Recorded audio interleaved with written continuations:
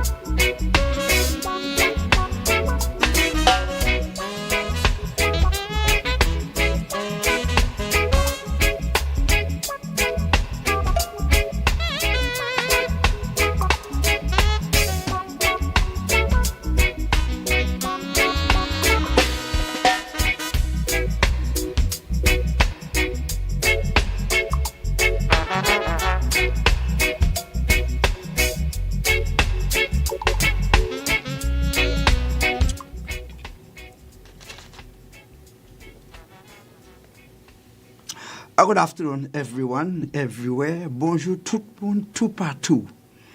It is about 1:49 in the PM, and we are broadcasting from St. Kitts and Nevis, actually from Basta, Sugar City.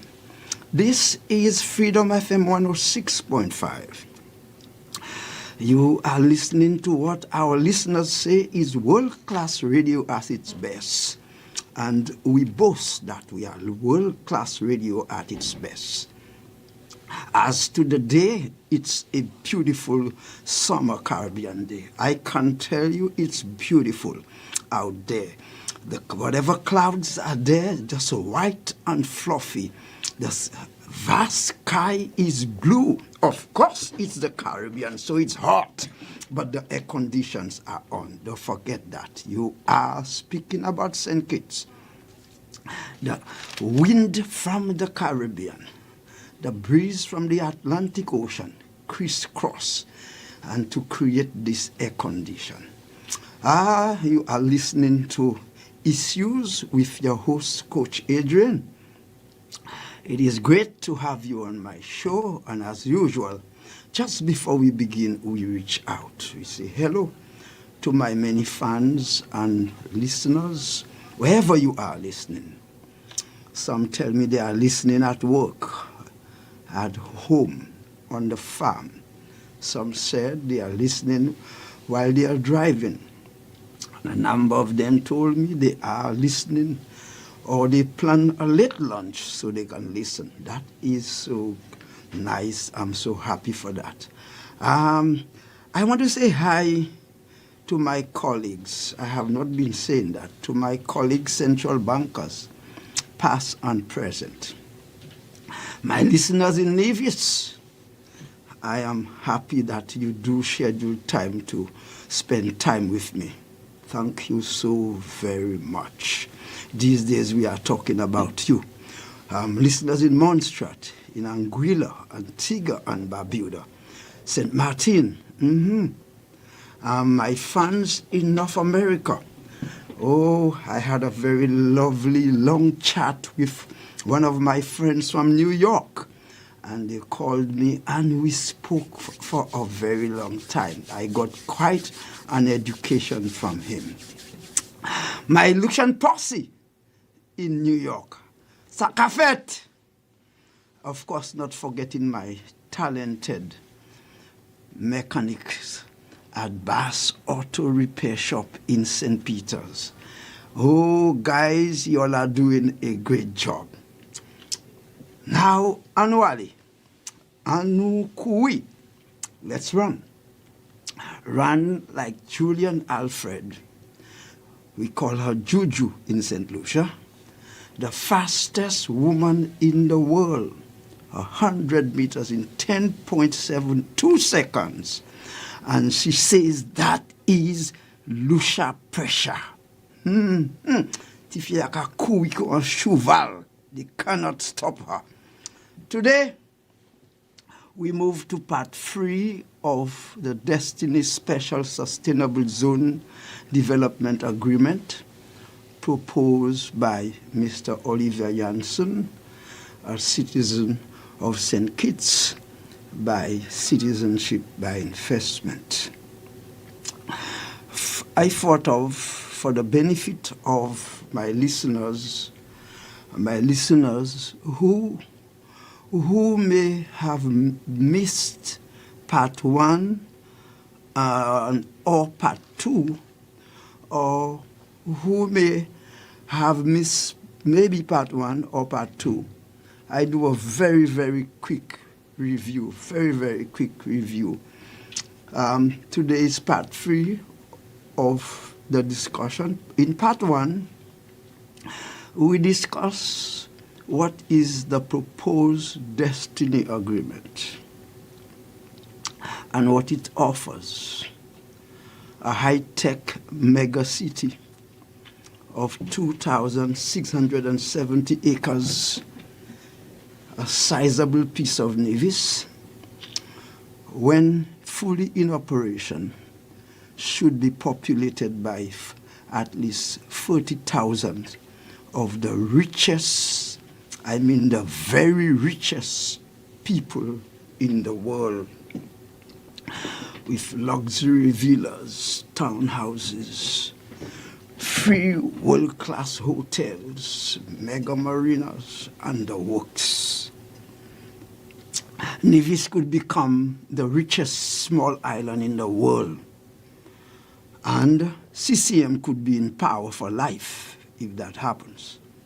In part 2, we said the Destiny Project promises to end St. Kitts' economic problem and fiscal difficulty. It presents a new pathway and a captive market of at least 30,000 applicants for the battered citizenship by investment industry. It promises work as never seen before in St. Kitts and Nevis. It promises tremendous shortage of labor. Perhaps one can think of importing labor. And the St. Kitts Labour Party, if that happens, could be in power for a very, very long time in St. Kitts.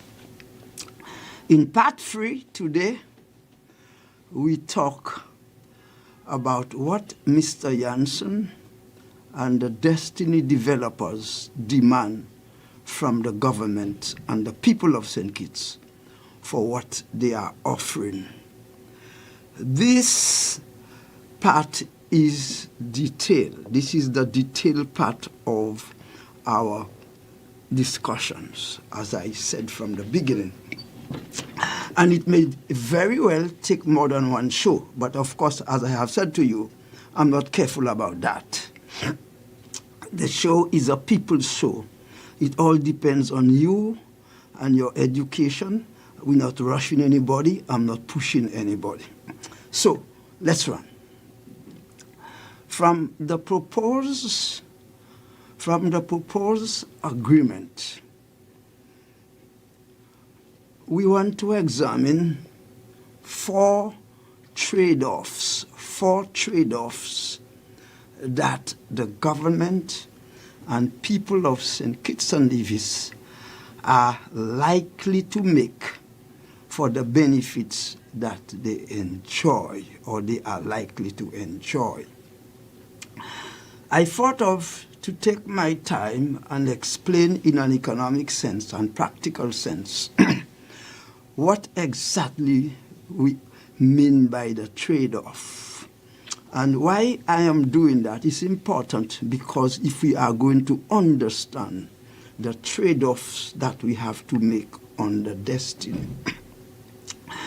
When we speak of a trade-off, we actually are talking about a situation where you must give up one thing to get something else. That's a trade-off. You give up something important, even if it's important to you, for something that you think that is more immediate or perhaps more important at the time. If you put a value on the thing that you are giving up. Now, I am deliberately speaking it like that because I'm taking it out of all the economic jargon and try to make it in common conversation. If you put a value on the thing that you are giving up or the thing that you are sacrificing, now in economics we say this is the opportunity cost. Let me go a little deeper in that. A trade-off, therefore, may be monetary or non-monetary. A trade-off, the choice that you make between one or the other, could be monetary or it could be non-monetary. And something that is non-monetary can be more valuable than something that is monetary. We'll go into that.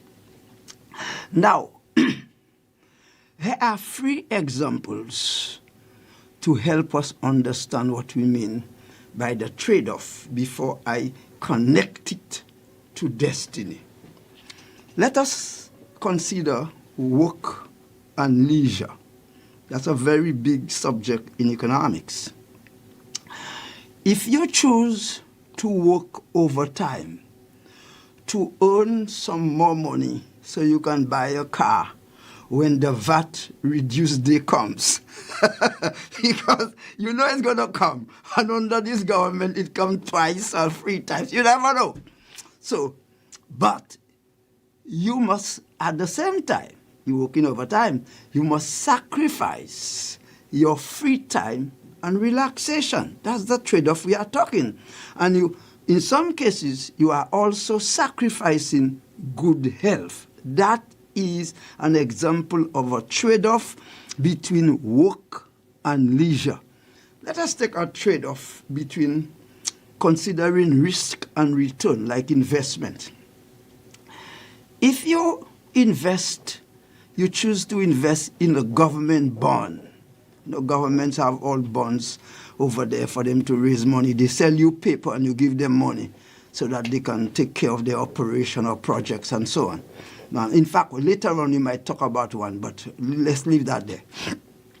So if you decide to invest in a government bond because it's offering you 4.5% interest, and you cannot get that in the bank. In the bank, you get 1%, 2%, 3%. In most cases, you may not get 3%, but 1 to 3%.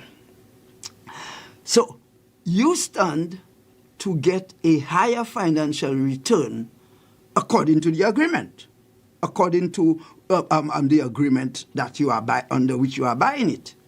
But here is the trade-off. It comes with the trade-off of higher risk. And don't forget, You can get a haircut. We have discussed this several times. You can get a haircut, meaning that you can get a lower interest rate, and if things are very bad, you can get even a cut in your principal, particularly if the government is having financial problems. So that is one kind of trade-off. The last trade-off I'm going to cite now is, say, a trade-off between the quality of life in the country, or the quality of life environmentally, and versus the economy, stimulating or boosting the economy. Here's an example. Say government approves a new industrial project that will generate much waste. It will generate waste, serious waste that can affect people's life or health in the long run or in the short run or in the medium term. But it will create many jobs and it will boost the economy. So this means, therefore, what is the trade-off here? It means that the government, by doing that, is accepting the trade-off of increased pollution and likely increased health problem for the people who live in the communities near the factory. Now, I think I have sought to explain to you what we understand, what we mean by trade-off. It is in that context we are going to speak about destiny, the trade-off with respect to destiny and the agreement that is presented to the government. So the cost or the value attached. Now, here we were talking about the monetary, the monetary aspect, but the non-monetary aspect could be psychological costs of the project, emotional costs, like we have seen over there, health costs, social costs, etc. Okay? Right. So, for example, let me just, it just come to my mind. Let me just cite up a good example for, say, psychological costs and social costs like that, like even social capital costs. Say, take, for example, some people, as soon as their parents die, or if it is their grandmother that they're living with, and they are the only child or they are the only children, 2 or 3 or whatever, as soon as the old woman dies, they are eager to turn the family property into cash. I want it. Give it to me now. I want it now.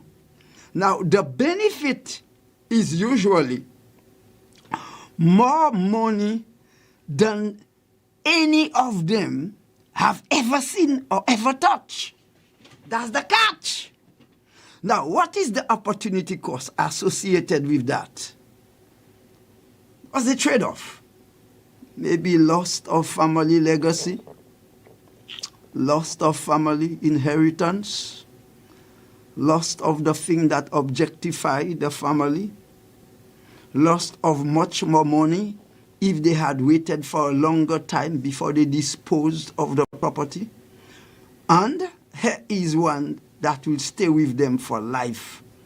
Usually, some of the cases that I know, and even some of my friends, a divided family, they usually fight over the money. And as the money evaporates, and they usually find themselves at the same position they were before. Poor, miserable, and without family connection. So much for all my attempt to explain what is social and what is trade-off. Under the Destiny issue a project, we are going to discuss 4 trade-offs under the following headings. 1, the civil liberty trade-off. 2, the fiscal trade-off. 4, the labor market trade-off, and 4, the liability trade-off. First, let's begin with the liberty trade-off.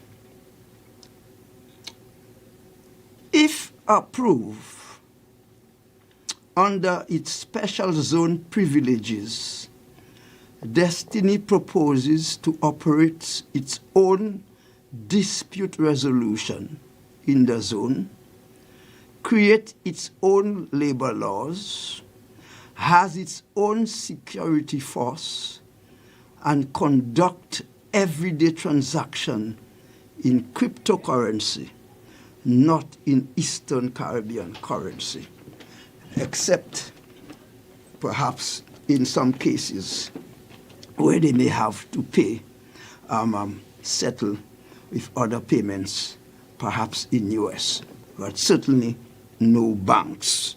No Bank of Nevis, no Bank of National Bank, no Republic Bank will be inside there. That cannot happen. According to my research, the term COD as used in the document means community operated district.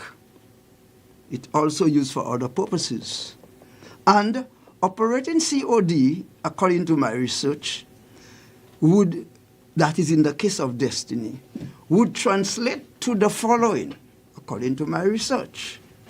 Instead of relying entirely on the Nevis Island administration, the zone manages its own internal operations, infrastructure, security, and dispute resolution. 2, Destiny, therefore, in that sense, is an overarching master plan enclave. That's how I see it. An overarching master plan enclave. Residents purchase homes within the managed zone, and residents are bound by the private community rules, or perhaps bylaws if they have, or covenants, not that of Nevis, not that of St. Kitts and Nevis. Point number 3. The Special Sustainable Zone Framework, therefore, allows the community, that is the zone, the Destiny zone or enclave, to bypass bureaucracy. That's important because they are operating on their own. And first of all, it's a high-tech community. So, and things are done very on the spur, is done efficiently, it is done timely, is done with great level of efficiency. So they use cryptocurrency like Bitcoin as the main method of exchange. And of course, they would establish, if necessary, their own alternative court system and regulation among themselves. And if you have your computer, your phone, you can Google, or you should have done that already. Google other special sustainable zones like that operates over the world. For example, like the case in Honduras. And this is not new because this is a movement that's all over the world. That's not the first time this is happening in the world. It's the first time it's coming to St. Kitts and Nevis. Okay.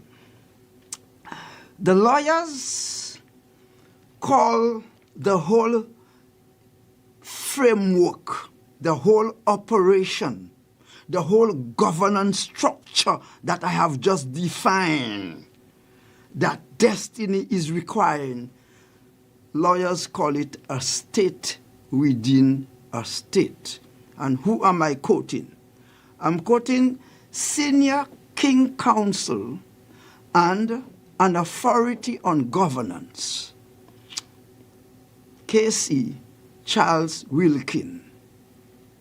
He wrote to the Bar Association pointing to what he calls, and I'm just going to enumerate them. I just pull out something out of the document.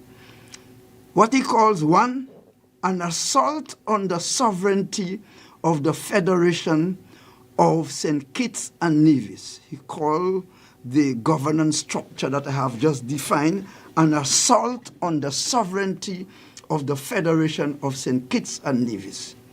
Two, he point out that provisions that there are provisions in that agreement that really makes for the creation of a typical state within St. Kitts and Nevis, which is a sovereign state. Number three, he expands to say that the police, the defense force, and the court system would not be able to intervene in the zone, in the mega city. Casey Wilkin also raised concern with respect to human rights violation.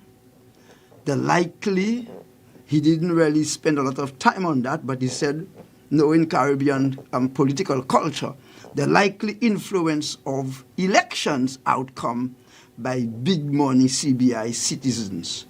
And, of course, the fear, he was very hard on this one, the fear of relegating natural-born Kittitians and Nevisians to what he called. Now, all what I'm doing there, I'm quoting these things. I'm not giving my own words. What he called second-class citizen, end of quote. I'm not a lawyer. I ain't no lawyer, so I cannot talk about this thing. But I understand. I have studied political science. I have studied international politics. And I understand some of these things. That's the issue of civil liberty. You have to study that at university. If you do politics, you must. You must do that. So indeed, there are a few civil liberty issues associated with the Destiny Agreement. And I will just repeat. One, the violation of fundamental rights. The rights to move freely in the country. It's a fundamental right that you have. You move freely. That is why sometimes when, and that was a very big issue, big conflict-ridden issue in the 70s. As the hotels began to mushroom, American hotels began to be planted throughout the Caribbean, and people began to be blocked from access to the beaches and so on. That became very big in the Caribbean. It was a big thing in St. Lucia. Jalousie in Soufrière, a big thing in Barbados. Look, Calypsonians had to come on that. Jack don't want me to bathe on my beach. But that's not even the big thing we are talking about here. I'm going to talk a little more about that and perhaps pull something on the document. The other issue is when one looks at the document and when you look at the review of the document from QC Casey Charles Wilkin, one gets the idea that what you are going to have if the agreement is accepted as is, you are going to have two separate states operating under one constitution and one flag in St. Kitts and Nevis. You'll have Destiny occupying part of Nevis as a quote-unquote state, and you have St. Kitts and Nevis as the real state. And because it is the only state, the sovereign state, that is operating under what one can call one international protocol, one United Nations protocol. So basically what you're going to have is two communities of citizens living in the same country, St. Kitts and Nevis, but existing on separate laws and convention in a kind like apartheid South Africa. I don't know if I'm saying it well, but that's my understanding. When I open the phone, you can call and give me your education, because who am I? I'm an economist.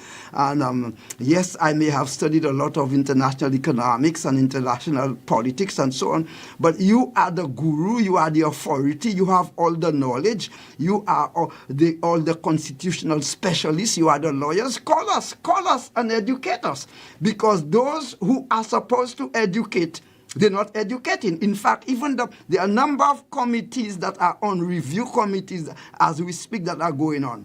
But they all have gag.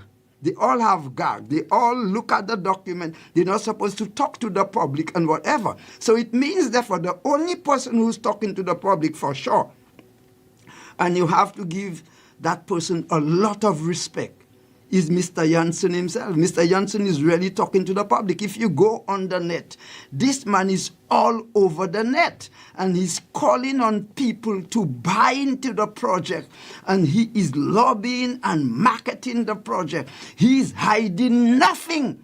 He's saying all that he wants, all the demands I'm talking about there. He's very, very clear on that. He's very, very clear on that. So I do not know what is the stage or what is the revision that is done to the original document with respect to all the review committees. That's not my business. Nobody says anything about it. So that's not my business. Those who are responsible will deal with that. That's not my business. I'm simply speaking from the original document. Yes. Additionally, I saw in the document the artist's impression.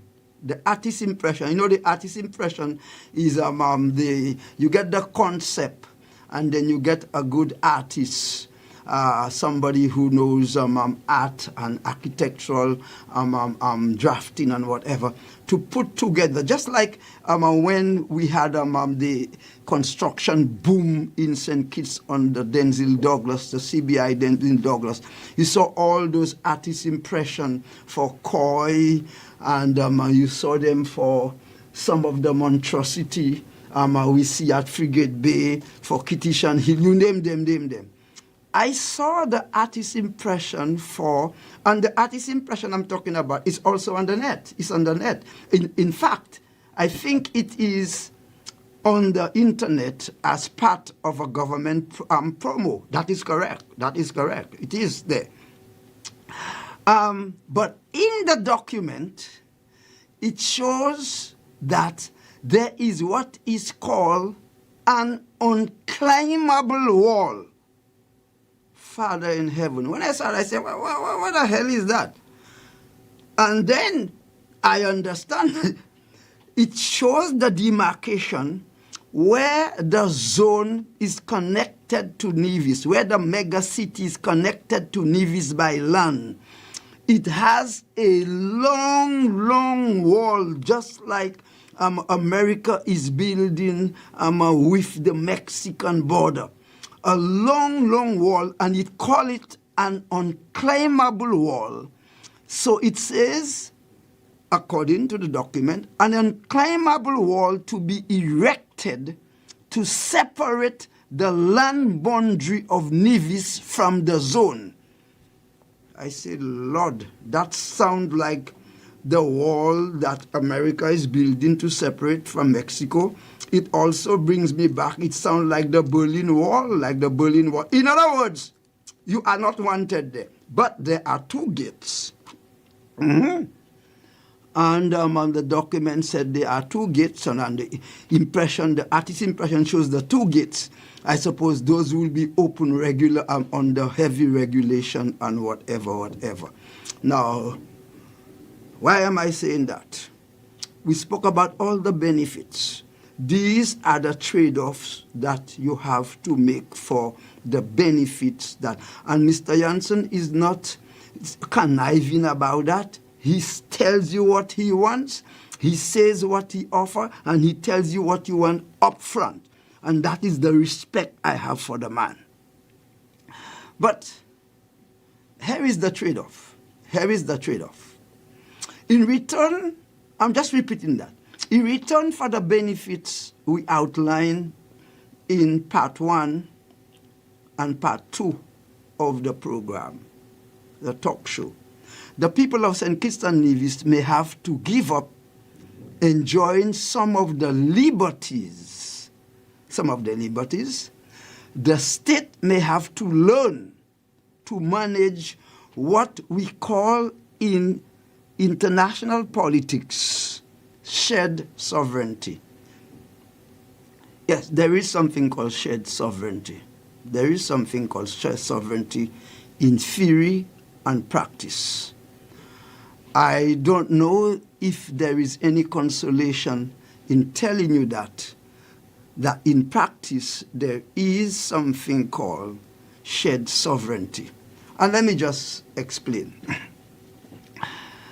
It's a situation where the actors, the state and the other body that they are sharing sovereignty with, voluntarily agree to divide or co-manage the governing authority or issues of government. And a good example of that is the European Union. The European Union, where the 29 member states have agreed to give up some of their rights so that the Union, the Commission, can exercise certain powers on that and act on certain issues as if it was the government. And when it makes the decision, the government brings it into its laws. The closest that we come into the Eastern Caribbean is the Eastern Caribbean Central Bank. The Eastern Caribbean Central Bank. The Eastern Caribbean is a nice example of shared sovereignty.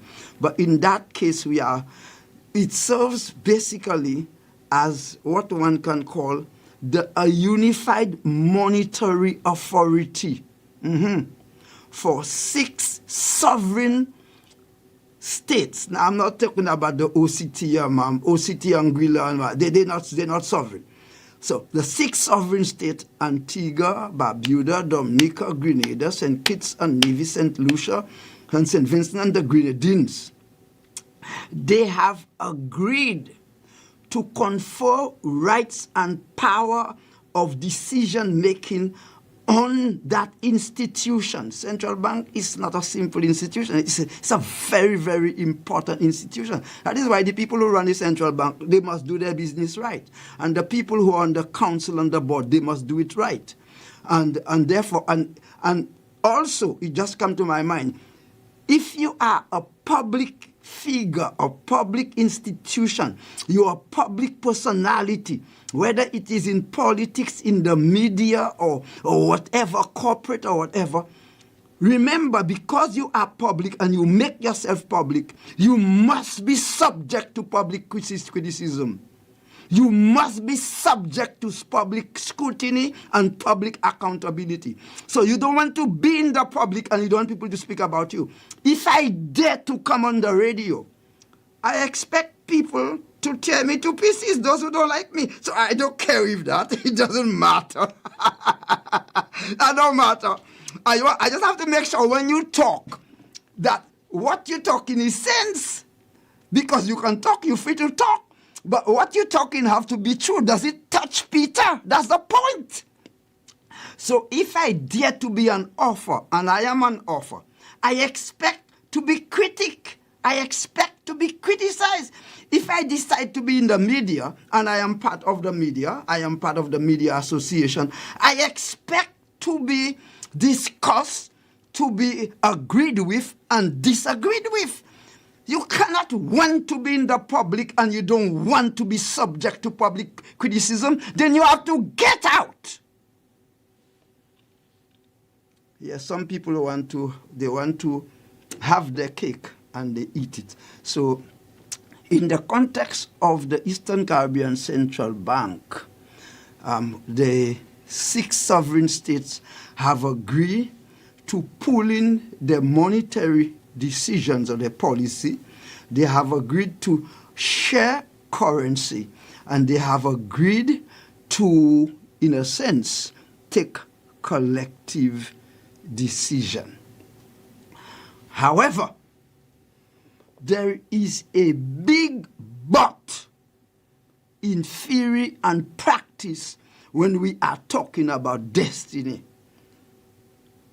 There is a big but in theory and practice of shared sovereignty when we are talking about destiny. Why? Because destiny is a business enclave. Destiny is an investment zone operating in a sovereign state called St. Christopher and Nevis. Let me repeat that. That's not the European Union. That's not the central bank. Destiny is a business enclave. In fact, one can call it an international investment, an international business. An international business operating in, if you want, a domicile or domain called the sovereign state St. Kitts and Nevis. Basic political science, basic international politics, basic international law.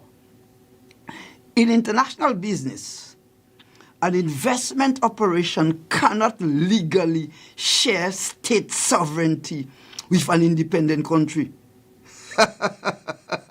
Unless these days anything happening, you never know. Those of us who watch the FIFA World Cup for the number of weeks, anything can happen. Anything can happen. Right is wrong and wrong is right. The world seems to be going mad. Something just ain't clicking well. But the fact is that in international business, an investment operation cannot legally share state sovereignty with an independent country. Sovereignty is the exclusive and supreme authority of a state to govern its people, its territory, its exclusive zone, and its legal system. I don't know, I mean, I remember when you were doing international politics, the lecturer took a lot of time. We did a lot of work on that, and this idea of sovereignty is not simple. This is why no matter how small the country is and no matter how big you are, you can't bully them. Every country, no matter the size, is treated equally as a member of the United Nations. It doesn't matter. In fact, let me just remind you, the Vatican is a state, is a sovereign state, even if it is domiciled in Italy. St. Kitts 68 square miles is a sovereign state. Even if other countries are so many 1,000 square miles and so many millions of people, it does not matter. Private individuals, corporations, or sovereign wealth funds do not possess statehood. That's my understanding. And therefore, they're making the idea of shared sovereignty impossible. That's why I said there is a big, big, big, big if. Very, very big if. We are going to take a break now. I have spoken a lot. We're going to take a break, and then we're going to get some advertisement, and I'll open the line. Let me get your education. You know more than me. The lawyers out there who know more than me, you don't need to just criticize me. Call the program and educate us.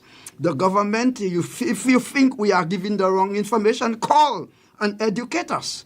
Those who know, those on the committee, you think we're not giving the right information, call and educate us. Let us take the advertisement break. Back to school shouldn't meet you unprepared.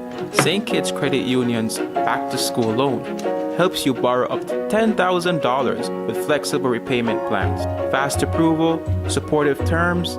Invest in your child's future with confidence, because every child deserves a strong start. Start today at www.skccu.com or call 465-2272. SKCU, invested in their future with you. Friday's calling, and it's calling for a Guinness. Every Friday, it's Guinness Happy Hour at Champions Bar and Last Lap, 5 p.m. to 6:30. Buy one Guinness, get one free. 2 stouts for the price of one. 1 hour and a half. Zero excuses. Guinness. Drink responsibly. FreedomFM1065.com. From St. Kitts and Nevis to the world, Freedom FM 106.5 FM. Now boarding Anguilla Air Services passengers with direct flights to St. Kitts. Round trips are only $284 US. St. Kitts taxes and fees included. Come, experience the magic. Best price, best value, best service. A new chapter in Caribbean connectivity is here. Come fly with Anguilla Air Services today. From the breathtaking views as you lift off from Anguilla to the warm embrace of St. Kitts as you touch down. This service is more than a flight. It's a bridge. A bridge for families, for business, for culture, for adventure, and for strengthening the ties that unite our beloved region. With daily departures, Sunday through Friday at 8:30 a.m. from Anguilla and 9:45 a.m. from St. Kitts, and on Saturdays, a 2:30 p.m. departure from Anguilla and a 5 p.m. departure from St. Kitts. Travelers now enjoy a more dependable, smoother, more enjoyable way to commute between these two vibrant destinations. Whether you're exploring heritage sites, engaging in regional commerce, visiting loved ones, or simply traveling for leisure, Anguilla Air Services is honored to be part of your journey. Experience the magic. Fly Anguilla Air Services. Tickets can be booked at the counters in Anguilla and St. Kitts or online at your favorite booking engine. For more information, visit www.anguillaairservices.com. Every day we're faced with choices: to spend or to save, to delay or to stay on track. It's discipline that shapes our future, because discipline means making the choice today that pays off tomorrow. Remember, discipline, choice, pays. A message from the Development Bank of St. Kitts and Nevis. Wake up, worship, walk in purpose. Start your day grounded in faith with morning devotions with Serenade.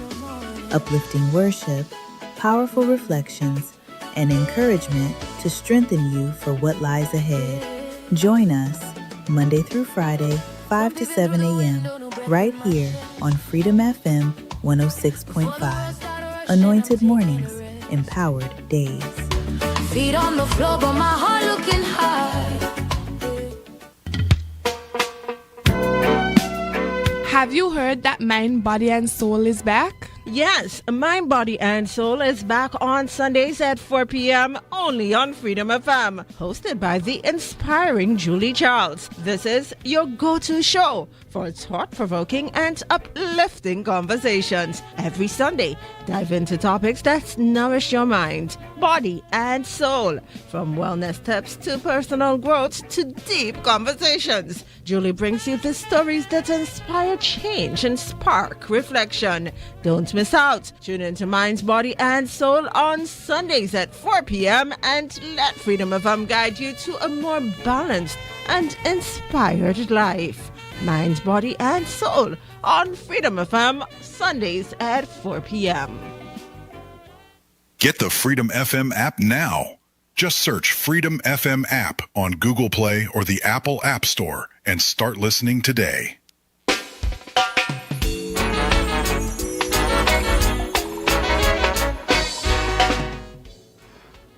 Welcome back to Issues. Welcome back to Freedom FM 106.5. You're listening to Issues with Coach Adrian. We are doing part 3 of the proposed Destiny Project for Nevis.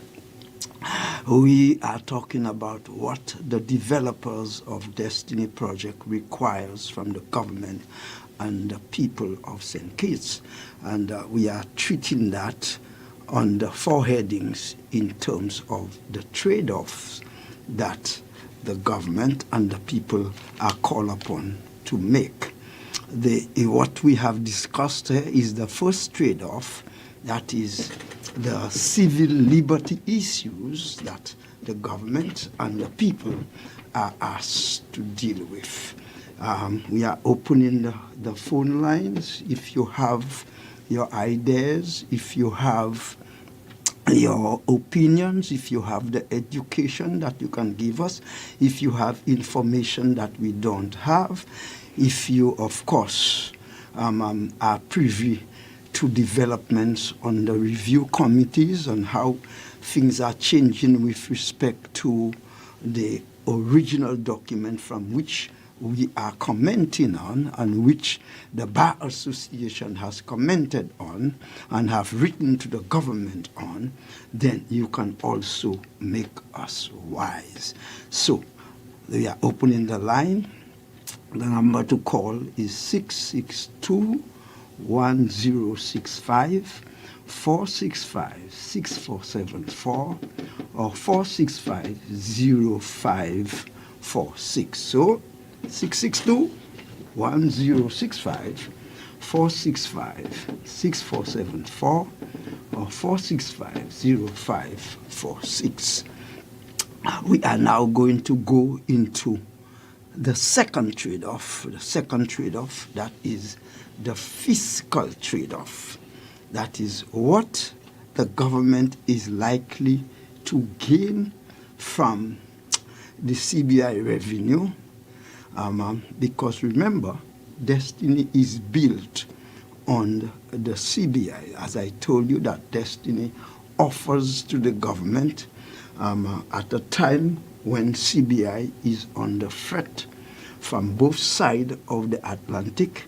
It offers, if you want, a new pathway for the citizenship by investment program, and it offers what one can call a captive market. In other words, an assured market. If things go well and if the project is well invested into, you can have perhaps at its completion a guaranteed 40,000 applicants, and that is big.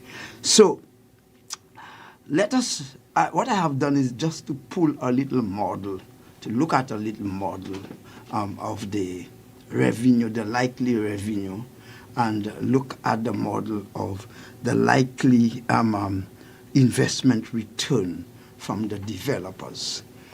Let's look. So the number of applicants, we're working with a number of applicants according to the document of 40,000. And government, of course, in the whole CBI process, the whole process, the production and distribution process, the government gets application fees, due diligence fees, revenue from the sale of passport. And sometimes I say that and people get vexed. The people who are coming, or the people who are buying into this, if you want, this product or this industry or this market or this sector, they're not really buying into buying citizenship. They don't really care about that. They're not really interested in the citizenship certificate. No, they are after a passport. So in a sense, it may sound bad, and some people believe and say it's bad. You're really selling passport. You're really selling passport. It's like a man selling mangoes over there. He sells mangoes. You are selling passport. Yes, citizenship is the certificate you get. Yeah, so when I had to be naturalized, I had to apply, pay the money after the 14 years, and they give me a citizenship certificate. And I used the citizenship certificate to apply for a passport. And I'm happy that I did. I mean, that's the only passport I have now. That's the only passport I have. And but the people who are coming, and that is why, for example, St. Lucia has so much problem as we speak.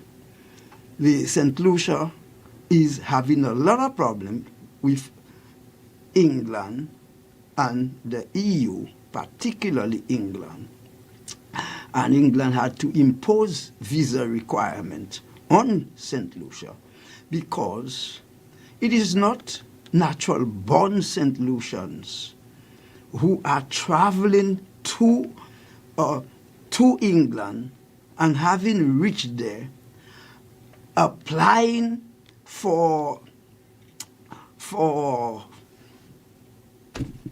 government protection.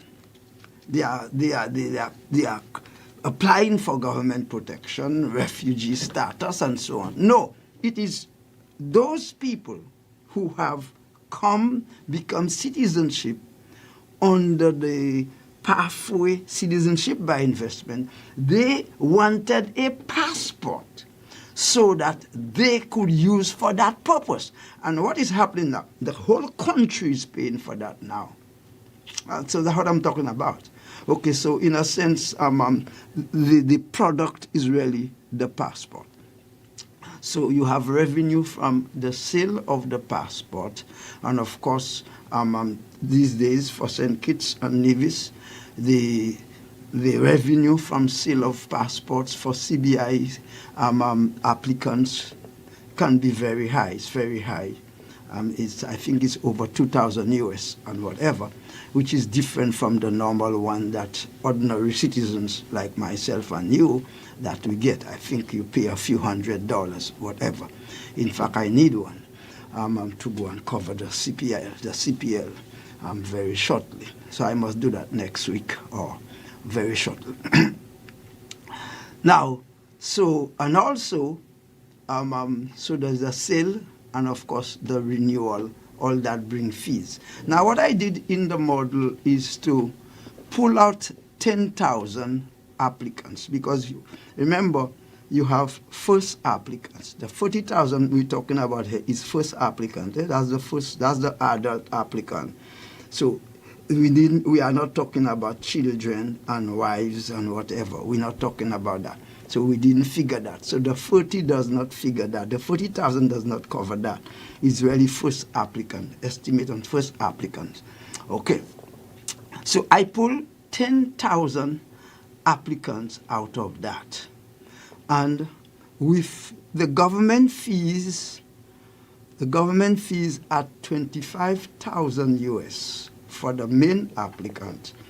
For the first adult, that gives me 250 million US, 250 million US from the 10,000.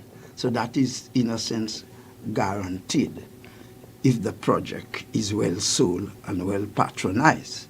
That's guaranteed. So we're just looking at 10,000. Now, I did a similar model for the developer, Destiny developer. A minimum of 10,000 applicants. I look at the inflow model. I said now I differentiate between a typical CBI applicant and what is called in the crypto world a crypto whale or a crypto tycoon.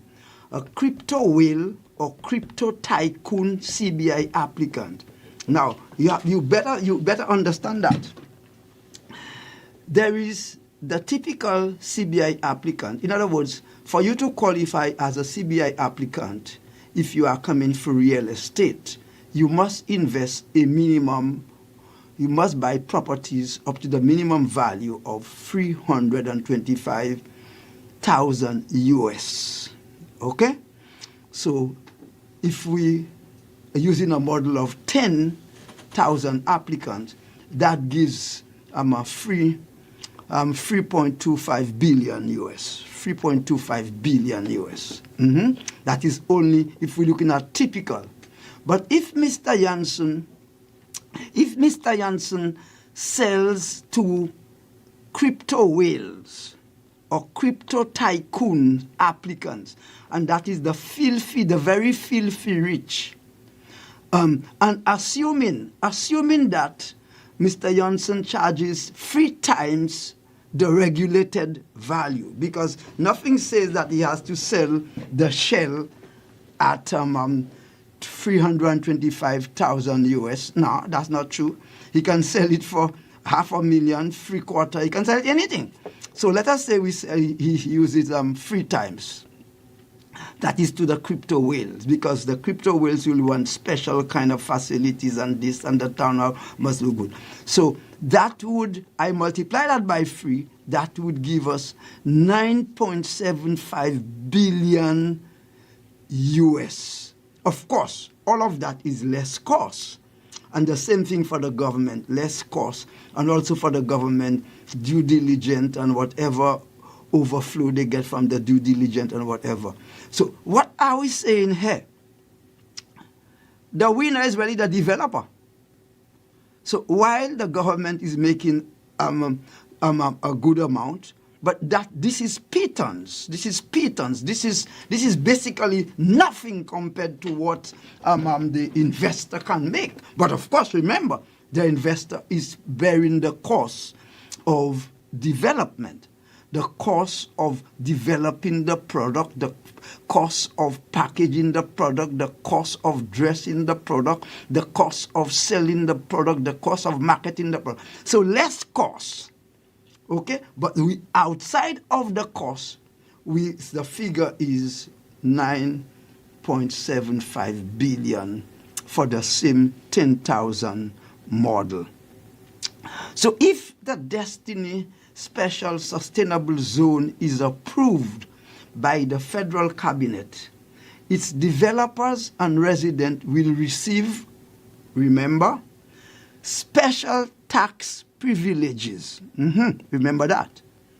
Because outside of the monies that we're just talking about, what the developers can make, the zone have special tax privileges. The ultra-rich, that's how they call them, ultra-rich or the ultra-wealthy in what I call the heaven or in the haven or in the kingdom or in their domain, or in their fortress, or in their zone, whichever one that you want to use. The heaven, the haven, the kingdom, their domain, their fortress, their zone, whatever you want to call it. All right? We are talking about a community of the most famous, wealthy people in the world. These people now, they will pay no custom duty. No custom officers will touch anything belonging to them or entering their port for their zone. I am quoting from the original document.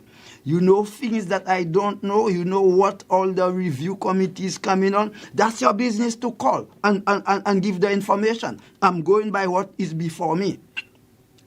They will pay no corporate tax, like TDC and the rest of them and whatever.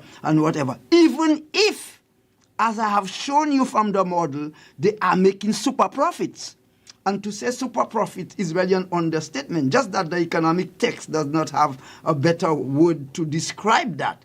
You're talking about millions versus billions. They will pay no 17% VAT. They wouldn't pay that. For us, of course, every turn that you have to make, you have to pay that. They will pay no transfer tax for all the lands, all the lands that they are buying. They will pay no stamp duty. No stamp duty. And, well, the other thing I know, their luxury hotel will pay no occupancy tax. The other one I am not sure of is they will own vehicles and they will drive on the roads that our taxpayers are paying to maintain.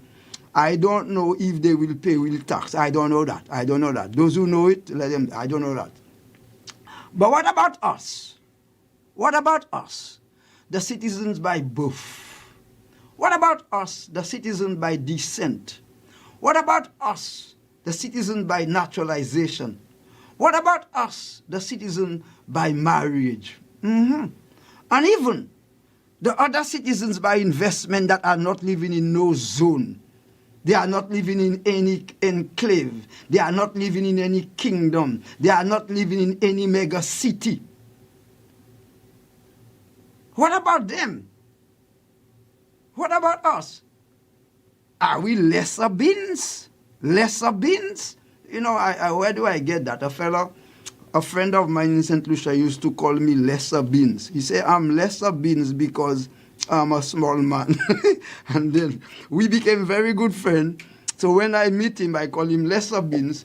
And then when he meets me, he calls me lesser beans. And I used to enjoy that. Sometimes when I go to St. Lucia, I still call him lesser beans. Somebody is on, okay, it's lesser beans. So, as lesser beings, we must pay VAT every round that we make. It's a sales tax. You have to pay for it. Then we must pay, like me, I have to pay my business tax. Oh, I have to pay that. I have to pay my property tax. And I have to pay it on time. If I miss the time, I get fined and I get penalized. But the filthy richest people in the world that are living in their domain, in their enclave, in their kingdom, in their place that is separated with an unclimbable wall in Nevis, they pay nothing.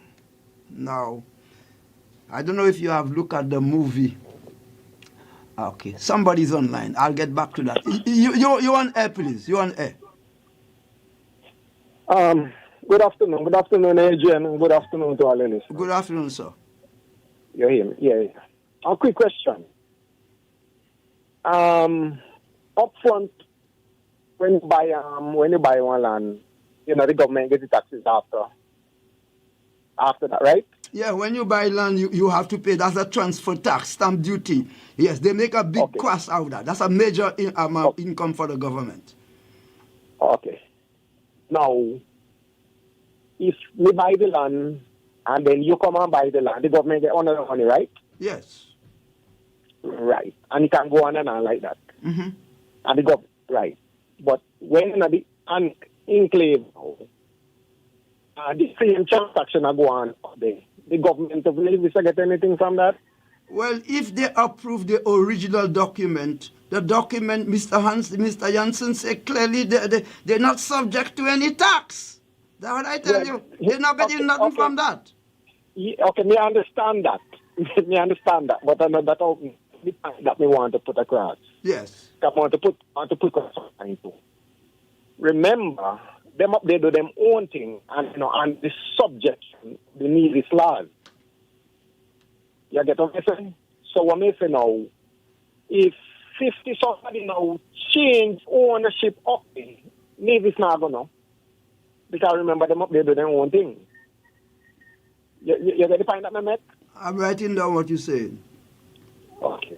Okay then. That I want to put across so somebody can come. All right. If it could be corrected. Okay then.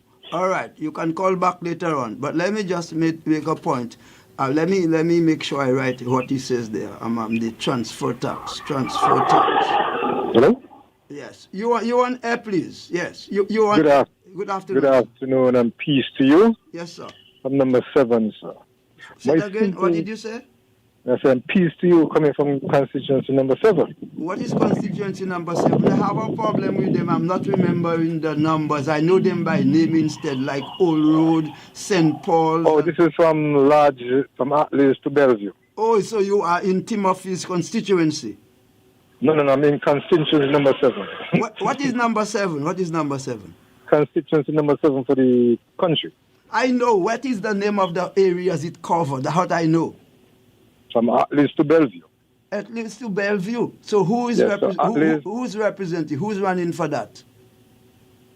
Lincoln David Pell. Uh-huh. Yeah, man. Who are the other people? Who are the other people? Mr. Harris is there. What I told you, man. Yeah, that's right. I know it. No, you say his constituency. The constituency you think is Nevis constituency. He is the elected.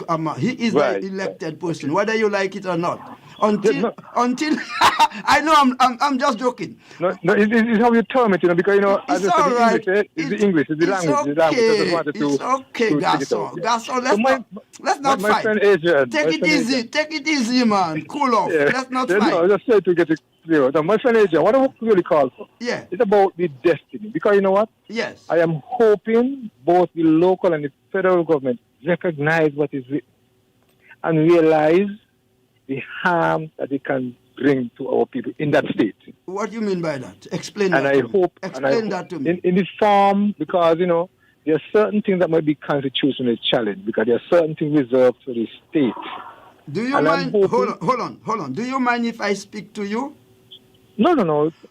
Well, okay. I want you to explain what you mean by the harm it can cause the country. Tell me. Explain. Take your time. Don't rush anything. Explain that. No, you see, because I know we don't have much time. We have time. I tell you, talk. Okay, talk. So thank you very much. Yes, talk. Okay, you see, we have the laws. Which law? Because the laws of St. Kitts. Yes. And then we have the regulations and so forth for needs. Mm-hmm. Okay? And we have to realize that when it comes to law enforcement, those are reserved for the state. When it comes to the judiciary, those are the arms of the state. When it comes to border protection, those are the arms of the state. Very good. Someone could have a constitutional challenge to those things in court, because they are not supposed to be given to any private entity according to the Constitution. And that is why, on these bases, I'm saying, let us think clearly and carefully. Who's the us? Who's the us you're talking about? Let us we, the entire citizenry of St. Kitts and Nevis. That includes whether it's elected politician. Could I ask you a question? I like what you're saying, and I'm not rushing you. As I said in that program, it is people-centered. And if you are the only caller, I don't care, because wherever I stop next week, I'm going to continue it. Let me tell you something. Are you from St. Kitts? Born and bred. Are you living in that community over there where you spoke about? Yes, the best place in the world, Lodge. I want to go into all of these things because I have my good friend. You know Tabas? Tabas? He lives in the best place in the world. I ask you if you know Tabas. That's all. But of course, my neighbor. Yes, I know Tabas. I know. Well, I know you. Okay. So what I'm saying, man. But my name is Lincoln Davis Pell. Lincoln, I know you, Gassa. I know you. Yes, I know your language too. I was for some time. Okay, let's talk. Let me tell you something. But remember, I balance the thing. There are the benefits, there are the good benefits that the destiny can do for St. Kitts, Don't forget that. So in other words, what is it are you ready to give up? Even when you get married, you have to give up something. Am I correct? Yes. Okay. Are you married? No. No? How old are you, Gasson? Man, you taking time to answer me, man. You taking time 40 million years old. 40 million years old. I'm an old man. But you have to get married. But forget about that. Go on. So, Gasson, but what about the good things you can get from the Destiny projects? Are you ignoring that? No, I'm not putting away development for our beloved nation. But there are certain things we have to recognize. And we have to recognize our sovereignty and our people's right for land. Our people would have fought hard for our land. And you know what? There's some people cannot even get the land so easy. And therefore, we have to look out for our people. Now, the fact is that you mentioned about, what is it, a scalable wall? Remember Israel and the Palestinians, they have a wall too, Yeah, stay there. You don't mind? I don't mind. I would be happy if you stay there for us to talk for a little while, because I'm not rushing the program. Wherever I stop next week, I'll continue. Yes. You say that we have a problem of land. Now you're talking about land that Bradshaw acquired for the people of St. Kitts. Am I correct? But the Nevis land that they are selling over there is not Bradshaw land. These are people who decide they had a price, they offer them a price. It's $400,000 an acre. They offer them that, and they take it and they buy it. They did not put a rope in their neck. They didn't put a rope in their neck. They put and have you seen the land over there? Have you seen the place where they're going to be listing? I know the area. I know the area. It's basically goat hunt up there, my brother. No, You know what? I have been there, I'm not saying that the land is not good, because there's nothing like idle land and whatever. But the point I am saying is that this is not the land acquired by Bradshaw. These are private individual live the land. It's like It's like you have your land and you decide you sell your land or you sell in your house. I know, and the reason why I said that, you know well that there are some times and there are some people when our people sell land, it is very hard, almost impossible for those land to revert to a group of people. Because that is why I'm saying. That is why I'm saying we have to be careful, because you know what, it is good to have money, and I'm not bashing the private person because you know what, business is business, but it's for them as well to recognize what they're giving up easy. These persons are, about generational wealth. They're doing the same thing to generate wealth. You're a bright man, but you should be running for politics, but you're good, I'm running for politics, that's why I'm talking like this, Oh, you running? You running? That's what I said. My name is Lincoln David, so I'm the candidate for PAM in number 7. Well, that's good, man. I like that. Well, talk to me. Let me tell you something. I love it. And therefore, we have to recognize. We have to make sure our own have that wealth. Because you know what? There's a certain group of people always they could go down the generation and say, this land was in our generation for how many years? That's wisdom, man. That's wisdom. Talk to me. And what we are saying, what about our people? Our people can do the same. But if we only think about selling, just like how once upon a time the land was not ours, you're going to revert back the same way. You know what there's a saying? If you do not know your history or understand it, you could revert right back to where you started. Now, Lincoln. And sometimes it's even worse than how we started, because you know what? Okay, Lincoln. Back. Yes, Lincoln, I tell you, don't have to rush. I have agreed to give you the time for us to talk. The people who because I continue in the program next week. But I like the education that you are giving. And I have invited many politicians to my program, and they're not coming. I don't know if they're scared. They're not coming. I have invited people from PAM. I have invited people from PLPT Murphy, Labour. They're not coming. I don't know why they're not coming. So the fact that you can call and you are possible a leader tomorrow. Look, man, I am happy to hear you, but let me ask you some questions. Yes, sir. And thank you very much for your time. Timo, it's good. I love it. Let me tell you something. But these people over there, remember, Nivisians are people who take pride in their land and whatever. But my homework show a lot of those lands over there have been idle for a long time. And then if you look at those lands, in fact, it will require a lot of injection of capital to do what Janssen is asking to do down there. In other words, to transform this place, you have to pull a lot of money. If you know the place, I have seen the place. I know the place. I know the place. But you know something, my friend, and to the entire nation, yes, the parents now may have a difficulty. But you see the children and the grandchildren of those persons, if those lands remain generational land, we do not know how those same families could develop that land differently for themselves and their families. Now, let me tell you something. And this is what I'm saying, because you know what? Sometimes a quick fix may not always be. And a project like that might take some time.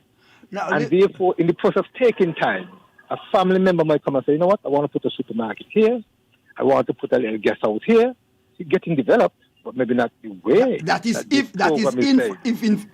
careful, Lincoln. That is if infrastructure is built there. Now, Lincoln, I like what you say. Let me just develop on something and stay on.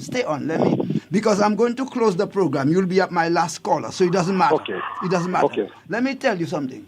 What you said there is so important, because I know I'm an old man. I'm about to die. Once you old, you're supposed to die, because you're making something causing noise in your background. Okay, hold on. I'm getting some feedback. Okay. Better now? Yeah, it's better. And that is important because that is why when I began the program, I said that normally when somebody dies, the children are quick to turn this thing into cash. I don't know if you heard about when I said that.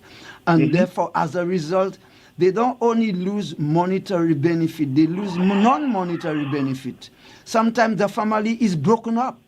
And it never repair. The inheritance is not there. The legacy is gone. And some of them, after they spend their money, they are poor and miserable on the street. That is why, Lincoln, I have made provision and I have spoken to my children. I have made sure that nobody do that with my property.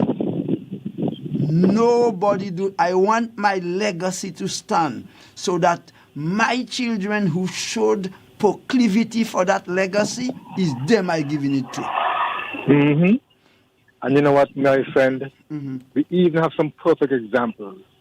Just like how we have, if you want to go to a thing, look at the royal family, look at these lords and all these things in England and even these lands just keep on going for generation to generation. And if we keep selling and remembering, we have our children, we have our grandchildren, we could put them right back into poverty. But however, have to fight for their own. But there is another side, Lincoln. There's another side because I showed in my first talk show that even with the sale of the lands in Nevis, just the sale of the land without turning a shovel of dirt on Destiny, that money entering the banking system will cause a boom in Nevis alone. But you know something, my friend? I appreciate that. But you know, we have a kind of sad history. I hope it's not like that. When our investors come, they do not come with their money, they use our money. No, be careful. Be careful. And some of them, not all of them. In what way will Destiny use your money? No. I'm saying I hope. No, Destiny is there. And some people said something I want to correct. I hope it's not like that because last week. I'm so happy for the development. Don't get me wrong, and I hope our good people of our nation do not get me wrong. But let me say something. Let me say something to you, Lincoln. Yes. Lincoln, let me say something. And to correct, last week somebody came on the radio, and they said that Janssen and Destiny is going to take St. Kitts passport and they will sell the passport for them to develop down there. This is the biggest stupidness people can say, my brother. And don't say something like that, No investor can sell country's passport. Do you know that? Do you know that? That will be illegal. Exactly. So remember, he is going to be. He already has his artist impression, his prospectus. He's selling out there to rich people. Yeah, you have a lot of noise in your background. Okay. He's not selling to people like me and you. He's selling to people who are very rich. And he's selling to people who are part of the libertarian movement. In other words, he's not selling to dirty food people like me and you. So the idea that they're going to be using our money, I think we should say, and my model is showing, they're going to make a mint over us. They're going to, when you're going to make millions, they're going to make billions. If you say that, that's okay. But if you're saying they will take our money, that is not correct. No. When I say that, I'm saying some persons come to say they're investing, but as opposed for them to come with their money, they use our money that we have. Yeah, but it's Destiny. But it's Destiny. We're talking about Destiny not involved in that. Destiny don't need no money from your bank. They don't need money and they don't deal with banks. Well, I do not know, but I hope. That's the way I'm saying. I hope it is not where it normally happens, where the some investors come and say they're going to do that. But at the same time, they come to our banks or our government, put up certain things. Lincoln, so I'm just saying, my friend. Yes, sir. I think I can do two things. We are about closing now. It's time. And I have deliberately given you the opportunity because, I know I'm going to be next week. The other people can call on whatever. But I think I will give you a special invitation if you want to come on my program. Oh, no problem. I wouldn't And mind if you coming say, into that. if you say, yeah, but if you dare to say you want to represent the people, I want you to come on my program. Let me ask you the question for the people. You want to face that? That is why I'm into politics. No, Because I'm here to answer my represent the people. question. But If of you course, want to but of face course. that, I ask you. Do But you of want course. to? Do you want to face that?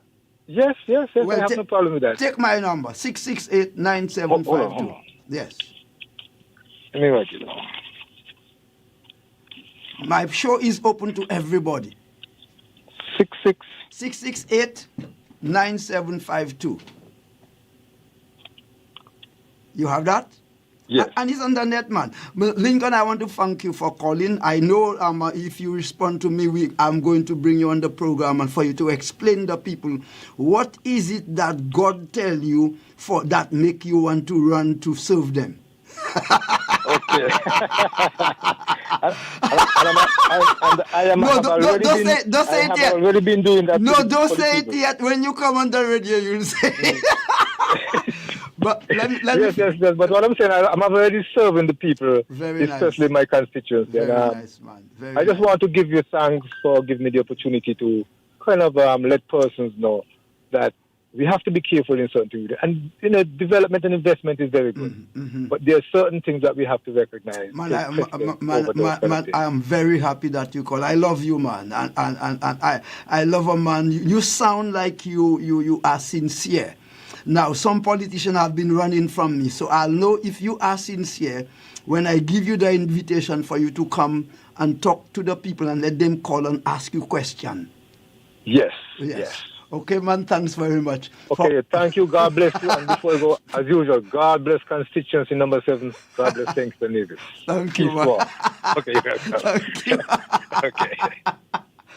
To all my callers, well, we're going to end our show today, and I know by keeping them on the last caller, I would have prevented a number of persons from calling, but don't worry with that.